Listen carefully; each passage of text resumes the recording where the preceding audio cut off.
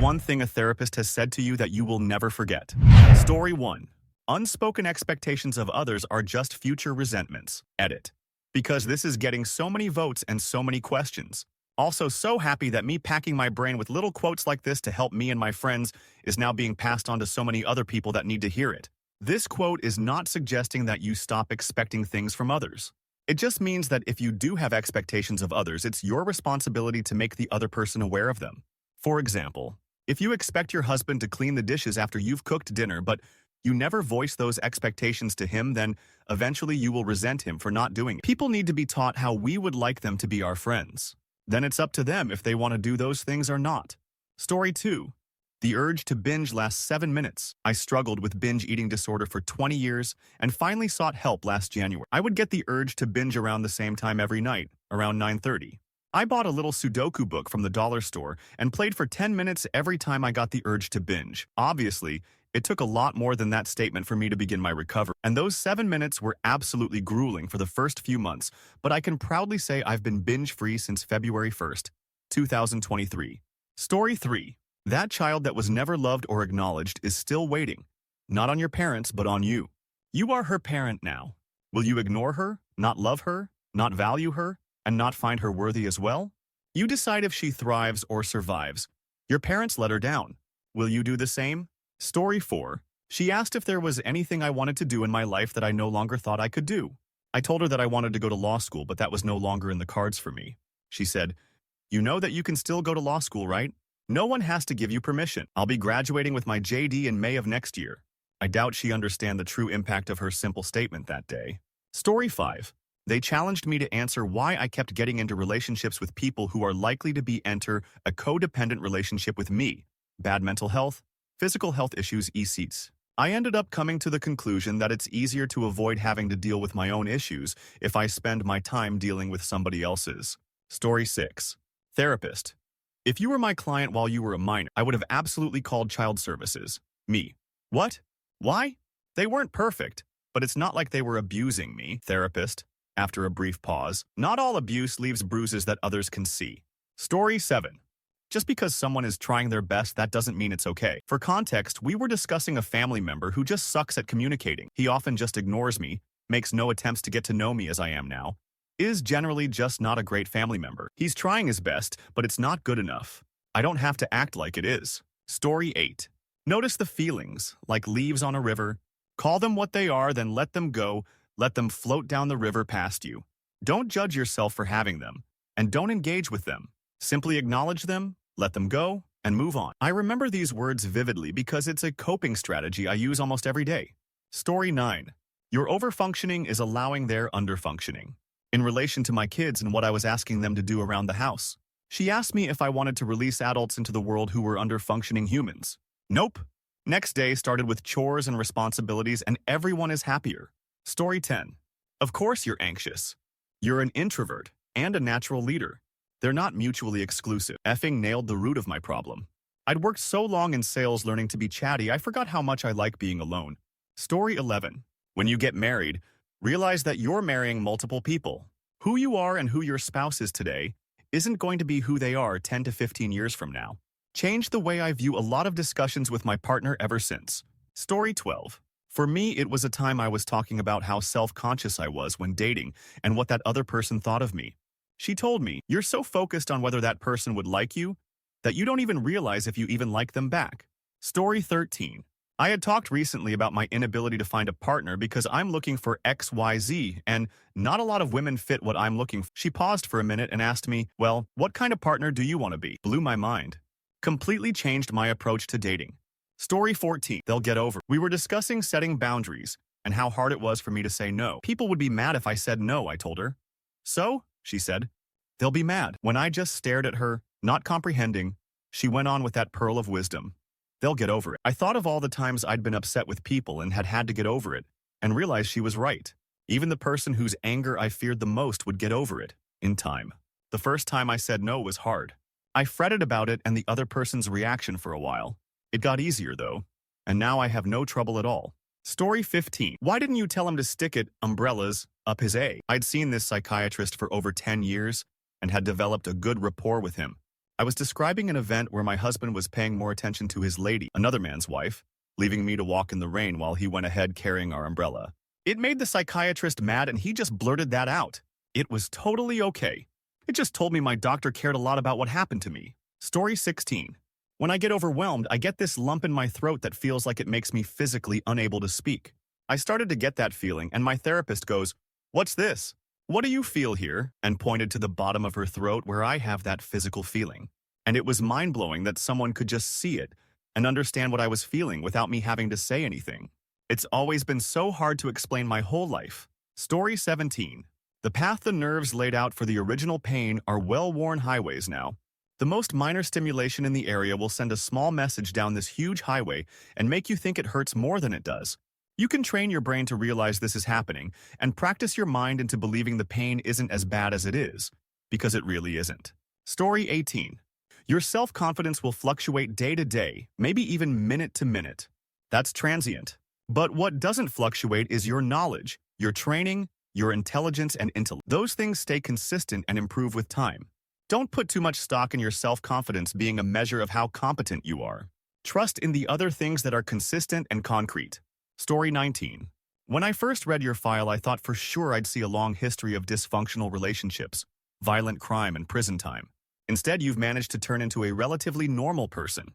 I see 5 different traumas from your child, any one of which would be enough to have derailed the life of most people.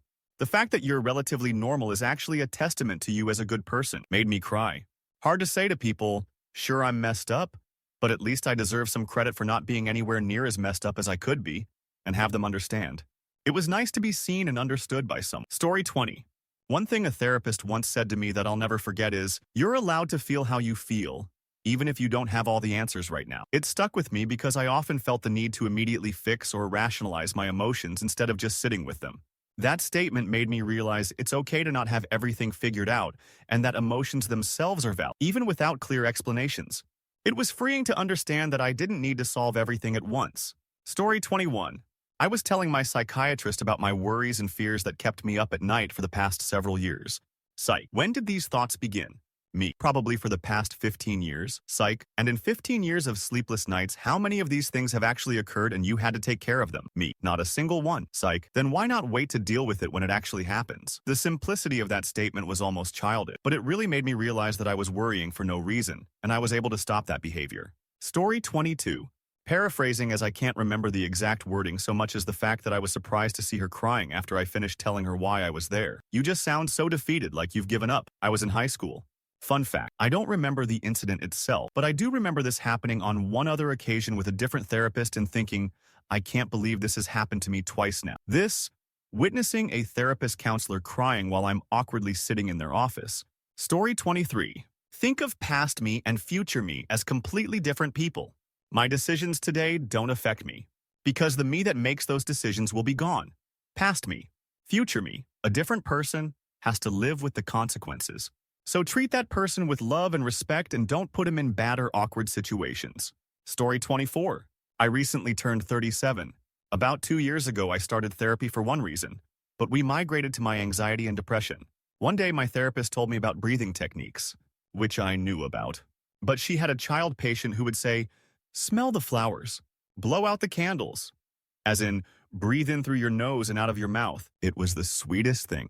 It also makes me wonder where this little girl is now since she was in therapy at such a young age. I hope she's doing better. I never met her, just heard this one story. But I think of her often and want all the good things for her. Love. Story 25. Today, my therapist spoke out loud to the part of me that is depression, thanked it for doing its best to keep me safe, but that it's time for a new job now because we're healing now. We're working on what that job could be. Maybe reminding me to rest. Story 26. She asked me sit at a park and look at the children at a playground and asked me, how could I at that age have done anything to deserve the abuse? I was in a space where I felt I was to blame somehow. I will never forget my rage at realizing I was a baby. Story 27. You seem to view all your parenting decisions as needing to be a 100% success. It's okay to make decisions that turn out to be 80% success or 90% success. This actually helped me a lot as I was paralyzed with indecision and anxiety anytime I had to make a decision that would moderately or significantly impact my kids. Story 28. My therapist accidentally word for word said, My definition of love to me without realizing it, when pressed for time at the end of a session and trying to explain how to love myself properly, honestly changed my life. Made me realize that I wasn't caring for myself as much as I would even a stranger. Story 29. My couples counselor when I was doing out one-on-one session, in reference to me stating that I was scared to leave because I thought I couldn't find better, aka someone who wouldn't abuse me essentially. Her being nice to you, caring for your family, and then that's where it ends, is the bare minimum. You absolutely will find that again, and you deserve to want more. Story 30. I'd been struggling with depression and got referred to a psychiatrist who didn't really help. All he sort of discovered was a mild fear of flying. After about 6 months, I stopped going. A few months later, still down quite a bit, I went to a counselor. She nailed it in 10 minutes. She said, "You blame your mother for your parents splitting up." I nearly fell over when I realized she was right. Story 31. I think I have posted this before, but some time ago, due to claustrophobia with public transport and getting stuck, I saw a psychologist who told me to imagine you're all alone, all by yourself, stuck on a desert island. My eyeballs just opened and I thought, you absolute muppet. Edit. Mine is clearly on the milder side. I'm sorry for everyone else commenting. Story 32. So I was doing behavioral therapy after I dropped out of college and was listing all the accumulated trauma in my life, which prevents me from motivating myself from doing anything. My therapist looked at me for a few silent seconds and said, "That sounds like a great excuse for being lazy and smoking candy all day." Turned out, I really needed to hear that hard truth from someone who was otherwise a very kind and empathetic individual. It made me realize that I couldn't honor the loss of a loved one by being a lethargic bum, and gave me the strength to snap out of my psychological candy addiction. Story 33. I used to have severe panic attacks, mostly under control now with medication, but my therapist told me one day, just let it happen. Accept it's a part of who you are right now. Don't fight them. Just let it happen. May not sound like profound advice, but I did just as she said, and the panic attacks became easier to get through and didn't seem to last as long. Got me through some rough days until we got the meds right. Story 34. Someone being angry with you is not an automatic problem you have to solve. It's just a feeling they're having. It should prompt you to think about whether you did something to wrong them, but also, sometimes you didn't. And someone is just irrationally angry, and that's a fact about the world you have to get in touch with to feel better. That began a long, slow realization that I was a very codependent person who wasn't able to feel my own feelings because I was so focused on other people's feelings. 10 years later, I'm doing much better with that. Story 35. Boundaries are what we set to keep people in our lives, not drive them away. I've always had a hard time setting boundaries, and that changed everything for me. I was able to better realize that having difficult discussions is not the end of something good. Oftentimes, it's the start of something greater. Story 36. I was in a group therapy session and someone kept talking while someone else was sharing. The therapist said, "If anyone, all others in here, thinks that their story, person A, has nothing to do with you, you're off your flipping rocker." It solidified in my head that you can take anything and find a way to relate to it in some way, shape, or form. So you'd better listen. Story 37. I told him, "I'm a good boyfriend, I'm a good employee, I'm a good friend, and I'm a good son. If I can be great at those things, I feel like I would be much happier." He responded, "A good boyfriend is what you are to your partner. A good employee is what you are to your boss. A good friend is what you are to your friends. And a good son is what you are to your parents. What are you to yourself?" Completely changed my perspective on life. I had been so caught up in pleasing everyone around me that I lost myself in the process. Story 38. My most recent therapist, "You're the smartest patient I have, and I'm not sure that's a good thing." My first therapist, though, she was the best. During my first appointment, I kind of gave my childhood overview. And at one point, she stopped me and went, Wait.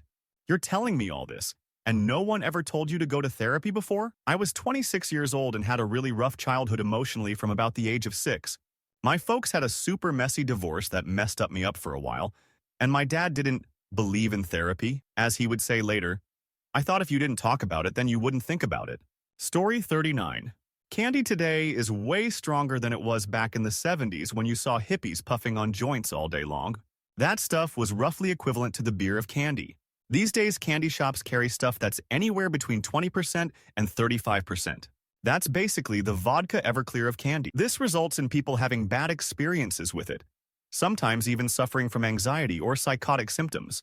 Story 40. You can't change other people. You can only change how you react to other people. Helped me a lot. I was kind of whining about why XYZ, and it made me realize I was enabling behavior, some toxicity out of my life. and helped me focus on what's important. For example, I had a boss who I really thought treated me poorly. Instead of being upset, I looked around. He treated everyone the same way. So he was a person I couldn't change. I stopped taking it personally, focused on my work, and the problem eventually resolved itself with him leaving. Story 41. You cry when you want to be angry because your mom never let you learn to regulate emotions on the roller coaster she had you on for her love. I cannot tell you how impactful that is after decades of being told I'm just soft-hearted or weak. It really has reframed so much. Story 42. Emotionally abusive relationships can feel addictive, intense, and passionate. A stable relationship that follows may even feel boring comparatively. Really helped me to understand the electric feeling with my abusive partner that felt like love, but was obsession born out of my need for acceptance. Story 43. When I was talking about how badly all my fears were weighing on me, she asked me if I was forcing these thoughts. I said, yes, I feel like I need to feel this fear. She said stop forcing these thoughts. And I realized how much of a choice I had. Now I think of these fears often, but I no longer welcome them to take over my mind. When I start spiraling, I recognize it and tell myself that I don't want to think like this right now. Then I try to distract myself. Story 44. Two come to mind. One was, what's your best friend's name?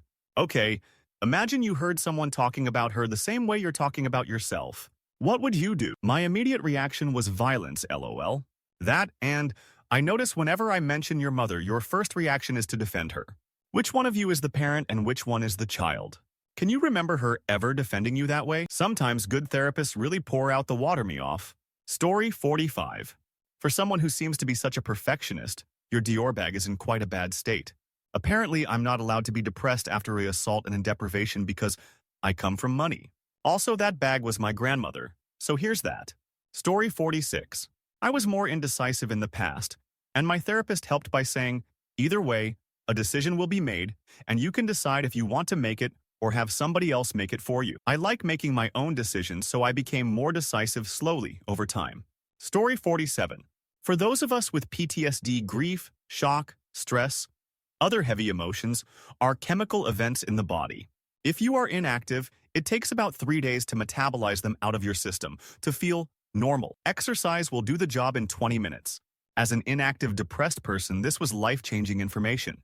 Story 48. He asked me to say something positive about myself. After a very long pause, I said I was compassionate. He asked me to elaborate. I explained that I'm the mum friend, I cook for ill people, I work with disabled kids, I'm vegan purely on ethical grounds, a few more examples. He listened, nodding thoughtfully. Then he said, but are you compassionate to yourself? The idea that I might be deserving of the same compassion I showed everyone else absolutely blew my mind. Story 49. A therapist I had once had me stand up and she put a circle around me. She then approached me and got real close. Too close. When I leaned back, she asked me, why didn't I say anything about her getting too close? I didn't have an answer. She then told me I am allowed to say something and set a boundary with someone if I feel uncomfortable. It never occurred to me that I should say something. It really blew my mind. Story 50. Two come to mind. Therapist 1. You were a first pancake, which I have adopted as my superpower. Therapist 2. We get the message that we are unlovable so early and so often that we are not aware of it. It's like air. You are not aware of it. Story 51. 25 years ago, 16 years old, I had lots of fights with my mother who couldn't let me go. My mother sent me to a therapist who had helped her in the past, and he noticed 2 massive scars on my arm. Me? Yeah, I got operated on. I have some kind of tumor. Therapist. Ah, yes, I see it in your aura. It is around there. I'm now going to take the bad energy away and heal you. Regular doctors cannot do this. Proceeded with my arm in his lap to move his hand in the air over my scars, making some grabbing motions and then throwing away motions. Being 16, I didn't have the courage to just punch him in the face, but my mother, who was on welfare, which he knew, paid him about 10% of our monthly income for an hour of this nonsense. The sheer parasitic cruelty some people display can be staggering, especially when they dress it up as caring. I sincerely hope he got cancer and got the same treatment as he gave me and probably many others. Story 52. I know I'm not supposed to say this, but I'm so sorry. Was telling her about some of the cow my parents used to pull when I was a kid, mostly involving me being trans and related ventures. That was the moment I realized stuff was real messed up if a professional was offering her apologies. Story 53. I jumped out of a moving car because I was so devastated and to the sky. I ended up on watch in a psych. One of the ladies kept crapping herself and the other one, in there with me, put her lipstick on her eyebrows. As soon as I went into the therapist yelled at me at the top of her lungs and totally shocked me. I'll never forget. She yelled, "Take a look around at where you're at right now." Then she pulled out a piece of paper and drew a picture of a bus with me flying around in the back. And she told me unless I run up to the driver's seat and take the wheel, I'm going to crash. It the weirdest thing ever. Story 54. As I was leaving a session where we discussed my childhood mental abuse from my mother, she stopped me and said, "You know, my other patients who went through what you went through are now homeless or candy addicts. How did you come out being able to function?" Kind of validated and gave me some pride. Story 55. I was in the process of slowly moving towards leaving a parish that was run like a cult.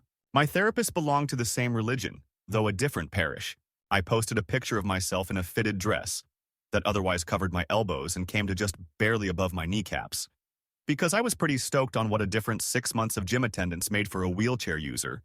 And she brought it up in session as proof that I wasn't valuing my faith after sacrificing so much to get to the point of being baptized. I stayed in the religion even longer because of that comment. Story 56. That you wouldn't let a neighbor throw trash on your lawn, so why would you let your father do it? This was an attempt to get me to understand that I don't need to tolerate toxic people just because they are family. And now I am gifting this wisdom to all of you. Story 57. My mom had passed away and I was retelling one of the many ways she would degrade my accomplishments, punish ancient mistakes, generally suck joy out of my life. My therapist said, "Thank goodness she's dead now. She no longer gets to take your happiness." I was shocked. A good thing she was dead? Slowly I realized it was a good thing and I wasn't required to miss someone who had put effort into making me miserable. Story 58. Maybe the relationship ended before it actually ended. Maybe you were so busy waiting for the old version of him to come back that you didn't realize the old version of you no longer existed either. When my therapist said this, I broke down and cried because he was absolutely right. Hearing that was tough, but I really needed it. It was so cathartic and powerful. Thanks, Rob.